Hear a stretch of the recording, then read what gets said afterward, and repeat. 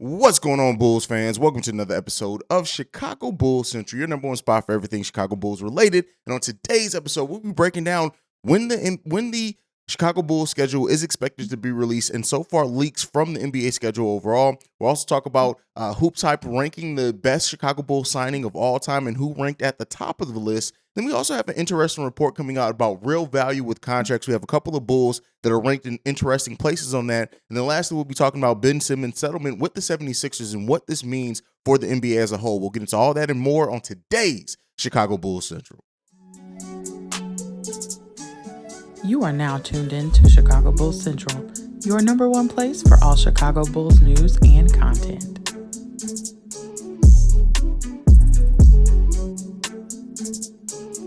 All right, Bulls fans, so thank you for joining me. You could be anywhere in the world, but you're here with me on Chicago Bulls Central, and we have the Chicago Bulls 2022-23 schedule set to be released tomorrow, Wednesday. So I know we've been getting leaks from around the NBA. We also got it linked and rumored that the Chicago Bulls will not be getting a Christmas Day game, so be on the lookout for that. But it's going to be an exciting thing to break down, right? As we get closer to the season's set to open up on October 18th, which is just right over 2 months away, but we'll get beginning the opening of training camp, preseason games between that time. So it's about to start kicking up. We're about to get back into the interesting part of the NBA offseason, which we lead up to training camps. A lot of things come out at training camps. That's when you start to get like what roles players are going to play, who's shining, who's not. We're going to start being able to see what Billy Donovan thinks about players like Dalen Terry and stuff like that. But then we'll also get those preseason games shortly thereafter, and then leading into the regular season for the NBA. And that's when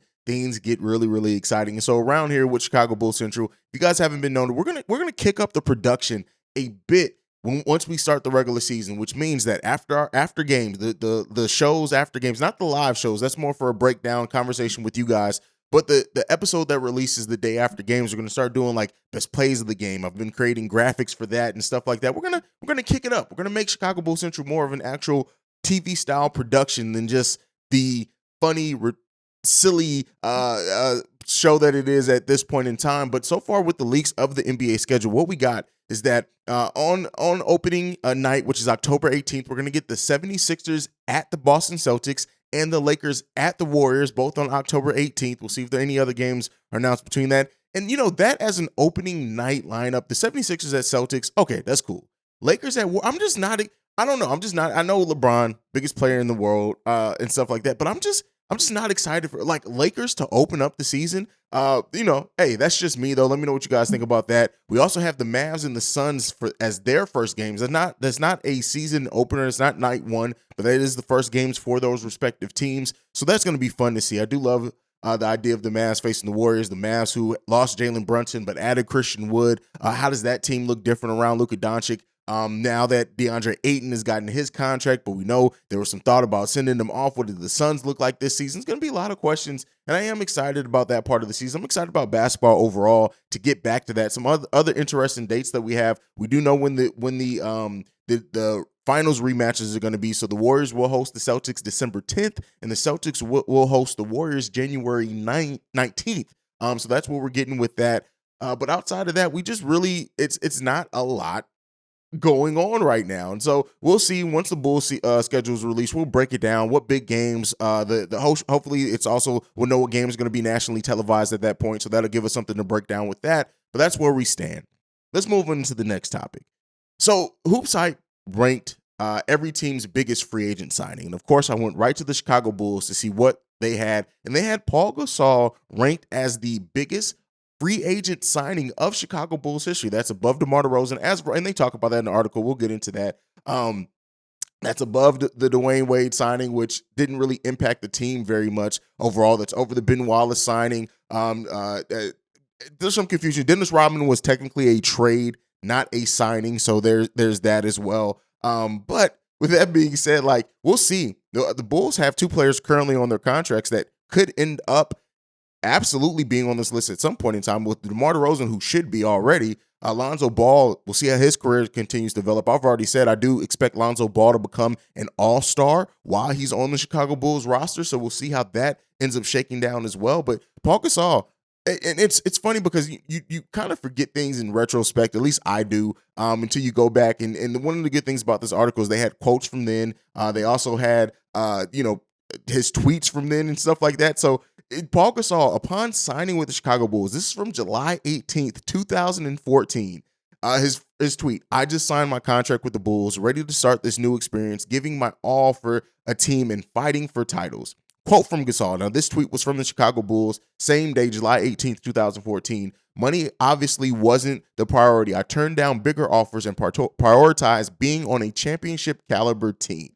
Like I remember the Paul Gasol signing, and I remember what that meant because that also came with Nikola Mirotic coming over, and it just it was a very exciting time to bring in Paul Gasol, and he was a player that was leaving the Lakers, a team that he had won titles on, and he did come in with the Chicago Bulls, even though he only played for 2 seasons.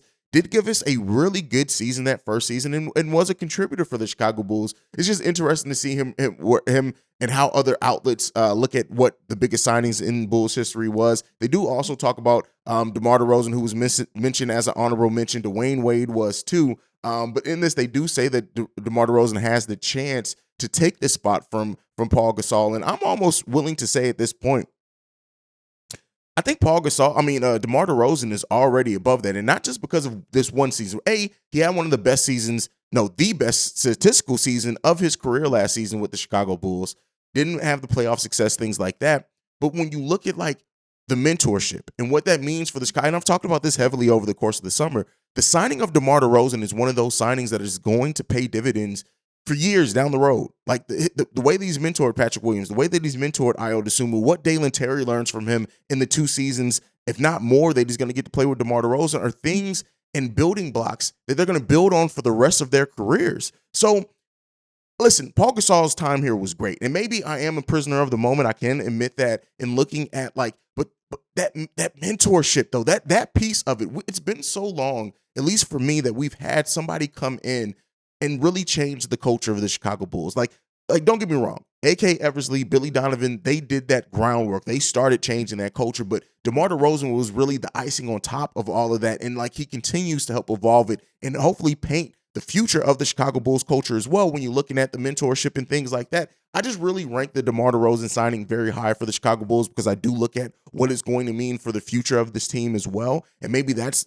maybe I'm falling short and missing some things with that, or like I said, or being a prisoner of the moment, recency bias, things like that. But DeMar DeRozan to me is like it's what he's doing is, you can't put a value on that, right? You can't necessarily put even no matter what the heights that these young players reach at some point in their career, it's really hard to put a value on what he does because, again, this is something that we could continue seeing just build and build and build. And by that I mean, if Patrick Williams does end up being a Chicago Bull for his whole career, the majority of his career, the lessons that he learns from DeMar DeRozan, if he starts teaching those to people as well down the road, or Dalen Terry or Ayo Dosunmu start doing that in their long-term Bulls, we're going to continue to see the snowball effect of that. And so DeMar DeRozan's impact has been huge, but yeah, it's interesting to see Paul Gasol listed here on Hoops Hype. Again, we've kind of talked about this summer, so I'm not even going to ask you guys. I'm sure you sound off on it as well down below on who you think the biggest free agent signings in Chicago Bulls history is. But we talked about value with DeMar DeRozan.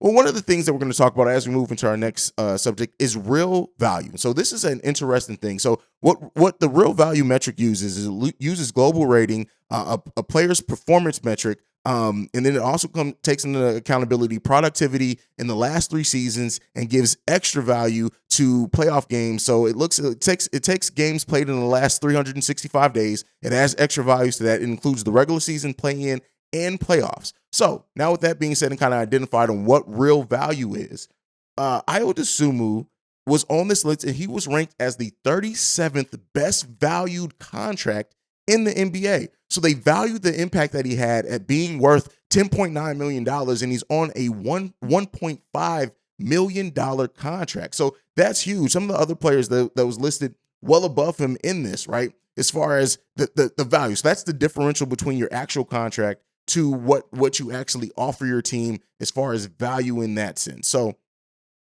as we get to this list, so the best value contracts, top 5 just off the top, Nikola Jokic, who has a real value of $81 million, but his contract is $33 million. Luka Doncic has a real value of $43 million, but has a he has a real value of $80 million, but his contract's at $37 million. You got Joel Embiid with a real value of $74.8 million, and Giannis Antetokounmpo with an $82 million real value, but a $42 million contract. So and to round out that top 10 without the numbers, Jason Tatum, John Morant, Trae Young, Darius Garland, LaMelo Ball, and Tyrese Maxey round out the top 10 as far as the best valued real value contracts out there in the NBA. Now, as far as the highest real value amount, we do have some Bulls players that are listed on that as well. So the difference between the best value is the difference between your actual contract and the amount that you produce on the floor.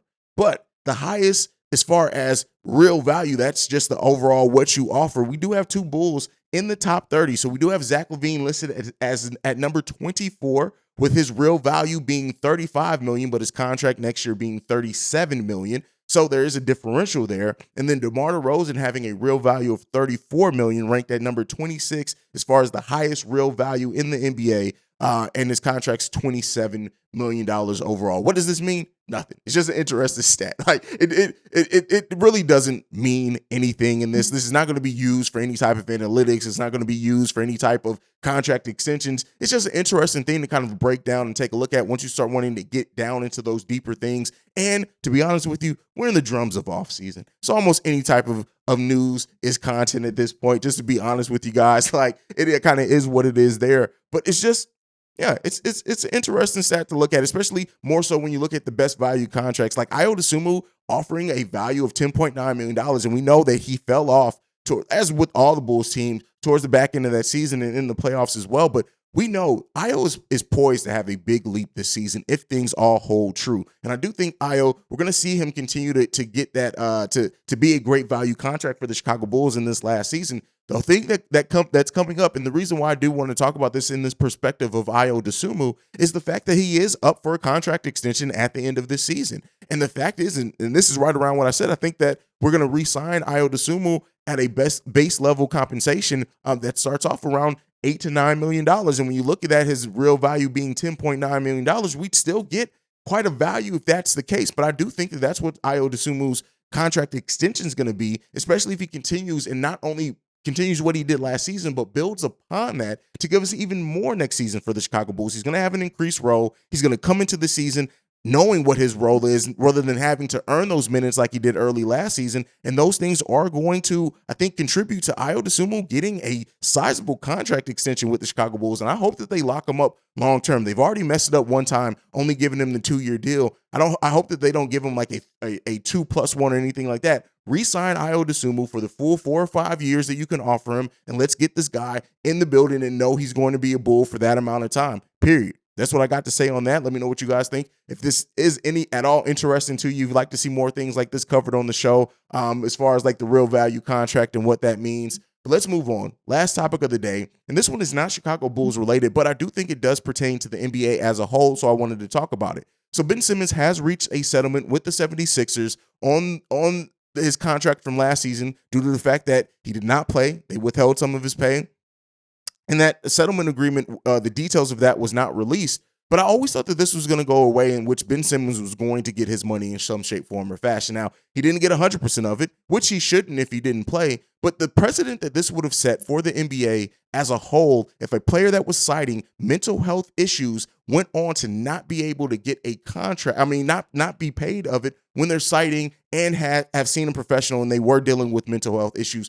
The world in which we live in now, it's 2022. We live in an era that they are taking mental health way more seriously, every profession, not just sports. And the NBA had this gone to arbitration or something like that, and they fought for it, Ben Simmons would have won regardless. But the precedent that would have set for a team trying to fight, giving a player money that was citing mental health issues as a reason why they could not play, would have been too detrimental to the NBA for Ben Simmons not to get paid in that moment. Now, again, I know some people are going to talk in the comments about what Ben Simmons is or isn't and things like that, and that's fine, right? That's fairness in the context of having the whole entire conversation. But I think it was always going to go this way. And as we see the league and the world continue to evolve, in which they're taking mental health way more seriously, you're going to see more things like this. Hopefully, it's not players holding out. It may be players missing games. It may be players back to what Royce White, I think was his name, with the Houston Rockets, whose career never really got started because of the anxiety he was dealing with